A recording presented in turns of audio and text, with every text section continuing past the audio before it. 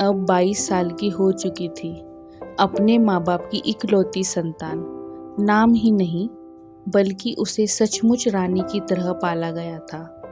उनके लिए उनकी बेटी ही उनकी दुनिया थी। रानी ने ग्रेजुएशन पूरी कर ली थी और अपने पिता के बिजनेस में उनका हाथ बटाती थी। कहने को वो बेटी थी, लेकिन घर में बेटे का फर्ज निभाती थी। रानी के लिए कई अच्छे रिश्ते आने लगे, लेकिन उसे हमेशा एक ही बात सताती, मेरे जाने के बाद माँ पापा का क्या होगा, वो अकेले कैसे रहेंगे। इसी सोच में वो शादी की बात टाल देती, लेकिन रिश्तेदारों को रानी की फिक्र ज्यादा रहती थी। रानी की बुआ तो रोज एक नया रिश्ता ढूंढ ले आती।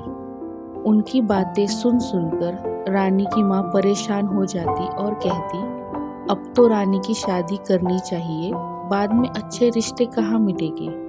रानी के पिता कहते, जब रानी तैयार होगी तभी फैसला करेंगे। लेकिन रोज रोज के सवालों से थक कर एक दिन रानी ने कहा, ठीक है, अब आप लोग चाहे तो मेरा रिश्ता देख सकते हैं, पर मेरी एक शर्त है। अगर किसी को मुझे पसंद करना है तो पहले मैं उनसे बात करूंगी, उसके बाद ही फैसला दूंगी।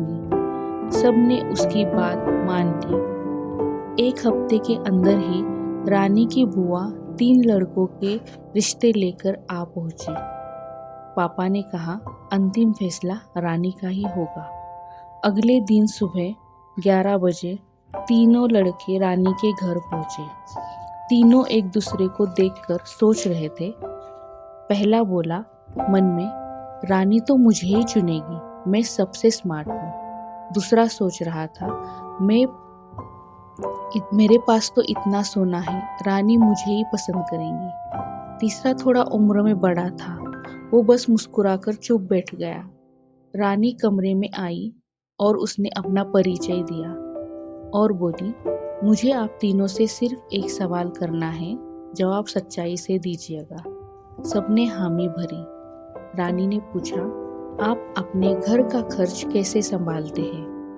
पहले लड़के ने कहा, घर की हर चीज मैं ही मैनेज करता हूँ, क्या चाहिए क्या नहीं सब मैं तय करता हूँ, किसी को कुछ कहने की जरूरत नहीं पड़ती। दूसरा बोला, मैं हर महीने सबको उनका खर्च देता हूँ, पूरा हिसाब रखता हूँ कि पैसा कहाँ गया, कितना बचा, किसी को जरूरत से ज्यादा नहीं देता।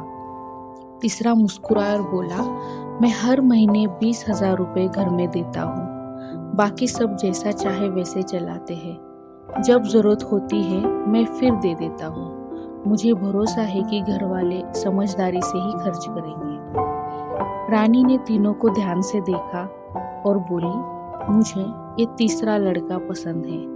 माँ चौंक गई, लेकिन वो तो उम्र में बड़ा है, बाकी दोनों से ज्यादा स्मार्ट भी नहीं। रानी ने मुस्कुराकर कहा, जो इंसान अपने घर वालों को अपनी मुट्ठी में नहीं रखता, जो दूसरों को अपनी मर्जी से जीने की आजादी देता है, वो मुझे भी मेरी आजादी और इज्जत के साथ अपनाएगा। शादी में उम्र या चेहरा नहीं, बल्कि एक दूसरे के प्रति सम्मान और आजादी सबसे जरूरी होती है। रानी का फैसला सुनकर सबके चेहरे पर शांति थी, माँ पापा की आंखों में